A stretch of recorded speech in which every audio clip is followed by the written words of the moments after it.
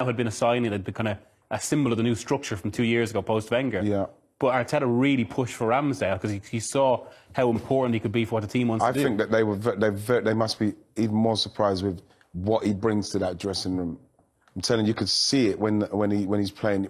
Anybody's in and around. You see him singing along with the crowd chant. Yeah, it was brilliant. It was brilliant. And what you do see is how the players just continually come round him, and he's a rallier. And it's something that Arsenal have needed, because people constantly talk about Arsenal when it weren't going well, is no leaders, no characters in the dressing room. They are very introverted kind of group of players, and he seems to be bringing out the best in those players. You know, I'd love the fact that, like, even with Benjamin White, when he's come out and he says, listen, I don't watch much football, I just play football. I love the fact that he's brave enough and strong enough to come out and admit that, because he can deal with what comes with that. But when you look at his performances next to Gabriel, it's very solid with the goalkeeper. It's a very good team of them three are very solid, and they're footballing centre halves into Thomas Partey, into Sambi Lokonga, you know. And now Arsenal are looking like the structure and the way the team's playing. You could see if it has to go long, they'll do that. But like if a defender has to get and run it out of play, run it into the midfield and then go from there. We saw Ben White setting up Emile Smith Rowe's goal the other day. Yeah. So we're looking at a team now that seems a lot of confidence. The worry, Kels, is there is no Europe, and there's players that probably won't play as regularly as they would want to, because there's no football matches to put them in. That might be a worry, but as time goes by, hopefully everybody will come together, and when they get their chance, like Maitland-Niles, they'll take it. The one counterpoint, I suppose, is, because I do generally obviously feel we're starting to see the positive effects of Arteta, but one thing you'd see, I suppose, is maybe this has been a forgiving run, and there's maybe a little bit of fragility about it, that if they play the kind of wrong team now at the wrong time, it could come crashing down again. Liverpool's next. Liverpool's next. We saw with Brighton, like I mentioned, Brighton, they're so organised, they're so well coached by Graham Potter, and we saw what that done with Arsenal. What else we see with Arsenal is that they're starting games very quickly. And when they score in that time, yes, they're fine, but then there's a period in the game, what we saw in that Leicester game with Aaron Ramsdale saving Arsenal, is that Arsenal kind of like, they feel like they're retreating. And the goalkeeper kind of kept us in that game. Then we moved again and kicked on again. But that's the worry, is how we manage the game if we don't score early. And when you're coming up against a Liverpool, and like we did with Brighton were so good that those are the problems that he has to solve now. And with the Liverpool game coming up, it's a perfect barometer to see exactly where they are. Given how much has been reported about Arsenal's young players, about Arteta's new signings, how interesting was it to hear Aubameyang talking about the conversation that he had with Arteta about the captaincy? I think it was interesting because Arteta's obviously recognised something in the way he's playing, or maybe the way his demeanour around the training ground, to actually ask him are you okay with the captaincy? Is it weighing too heavy on you? And what was really good to hear is that he said no, he wanted the responsibility, because I think that what's happening there is that Arteta seems to me, like you just saying there, Kels, while it was on there, is that he seems to have won him over. I don't think he ever lost him. I just think that what was happening with Aubameyang, especially in the times when we didn't have the players that I mentioned earlier, was making the team get up the pitch quicker. He had to do a lot more running in the direction. You don't want to see him running in, because we're talking about one of our oldest players. I think the other day it was him and Lacazette, and the next oldest player was 24, Maitland-Niles. So you don't want your oldest, most experienced and your best goal scorer tracking that way. So I think that was happening for quite a bit, and he wasn't happy with it. You could see he weren't happy with it. But now he's got so much creativity behind him. You're seeing him making the runs that we know he's famous for, because we can get the ball in there to him now. And I think that's what the manager maybe had to have the words with him to talk about, Kels, and just say to him, listen, I'll get it back, I'll get it right for you, but are you ready to still lead if this can happen? And he said, yeah, and it's really good to see. Just on that as well, I mean, in terms of kind of the creativity, there was a point last season, and maybe at the start of this season, when it wasn't going so well for Arteta, and I think one of the biggest criticisms would have been basically that it looked like everything they tried to do in attack was too prescribed, like it was too structured. Yes. Whereas now you're actually seeing the kind of, you know, a little bit more chaos, man. A little bit more just off the cuff. Free, which obviously suits kind of the way Aubameyang plays as well. And it suits the way Saka plays, suits the way Emile Smith Rowe plays. You need to get those players to be able to say, like, hopefully Pepe is somebody that can maybe thrive if he gets the opportunity. Because like I said, there's going to be players now who are not going to play as often as they maybe would like to. But you'd like to see someone like Pepe come in and have a little bit more devil-may-care approach about his game, because what you need is people who are going to be able to break lines and cause problems, so then you can break teams up instead of being so regimented in the build-up. Like when we scored that goal at the start of the season against Fulham, where it was bam, bam, and then Aubameyang scored at the far post, or what it was. But like, we need to play more goals where it's a little bit more chaos. Yeah, very rarely do you see that perfect goal. No, you don't see it. Start from the goalkeeper and played through the whole team and end up in the goal.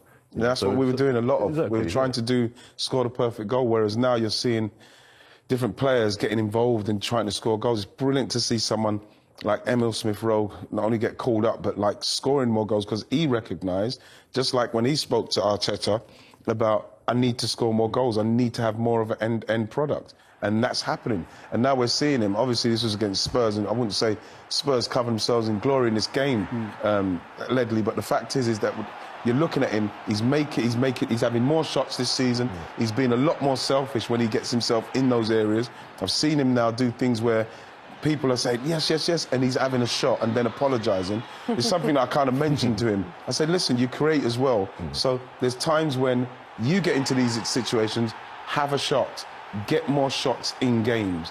And like now he's doing it, and he's scoring goals, and we need goals from other avenues. You did this? Well, probably somewhere along the line, because remember, I went to school with his brother, so even just him touching me when he was a kid made Emile Smith Rowe come out and be what he is. No, in all seriousness, it's something that he was really worried about. I want to score more goals, and he was getting into positions, but he was missing. I said, just keep getting in there, and it's just happening now. He scored more goals already this season than he did last season. Yeah, he's upped everything. He must have been working on. On he's upped everything. He's upped everything. More shots in games, getting himself in the box more, and that is where you'll score more goals. Yeah, he's just been a fantastic player to watch, and to watch the development of him as well.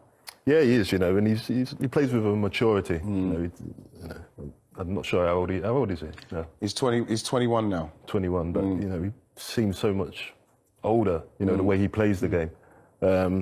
But yeah, tremendous player, and as Wright said, scoring goals is the next part of his game to take him to the next level. If he wants to be one of the best players in that position, got to score goals.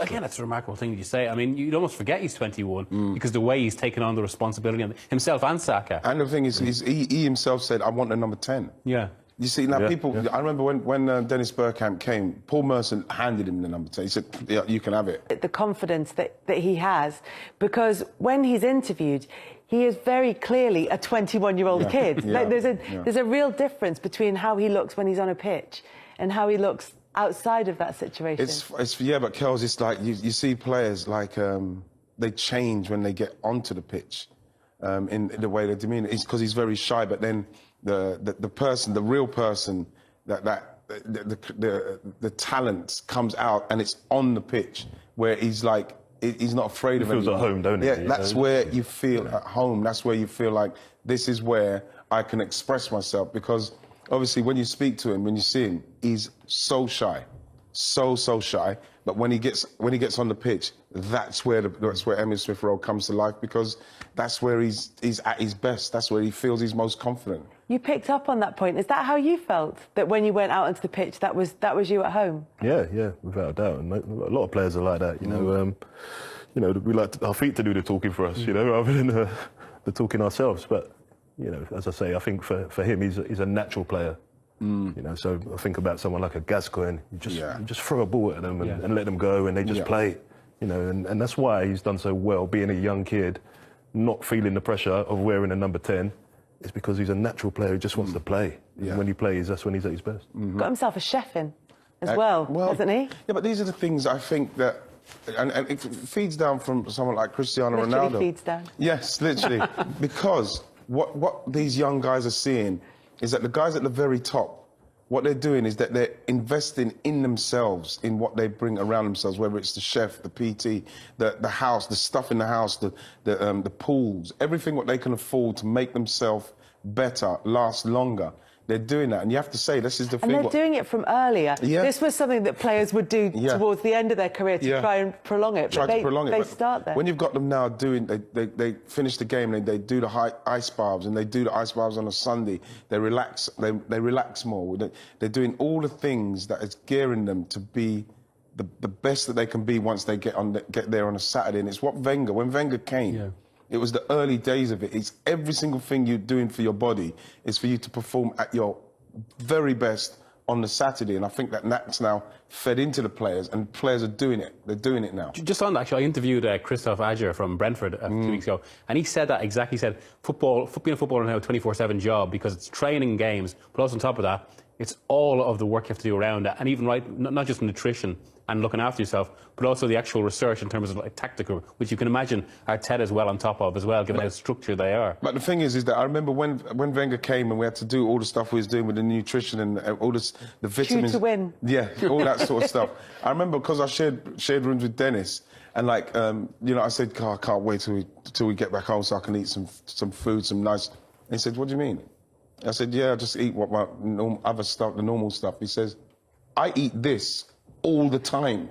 I do this all the time. He says, like, what we have for breakfast when we're with Wenger, what we have for lunch and what we have for dinner, I do that at home as well.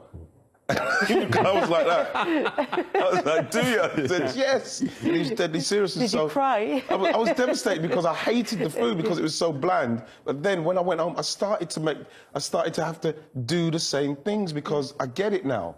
If you're going to do it, you have to. It's 24 hours, like you're saying. What was the worst thing you actually had to give up when Wenger came in? Well, we had to. Anything to do with sugar was gone. Anything. Tea. We couldn't have tea. You know, tea is something that you just have. It's just you just have it. Any sugar, no chocolate, no nothing. There's no sweet stuff. Even tea without sugar in it? No tea. You can only have water with Wenger, especially when we're in the match situation. And we had to walk with water all the time. He said, you don't drink water when you're thirsty, you drink water continually. And it's something that you kind of get used to, but he was right. He was right. And it was tough for the first few months for people. But then you saw the run where Arsenal went on to win in '98. 10 games unbeaten. We were literally like robots. It was like we were so strong. And it's all down to eating bland food. Eating bland food. Eating bland food. The way forward. You know what I mean? No seasoning. A black man with food with no seasoning. It was like, what is going on here? Winning has the flavour. Exactly.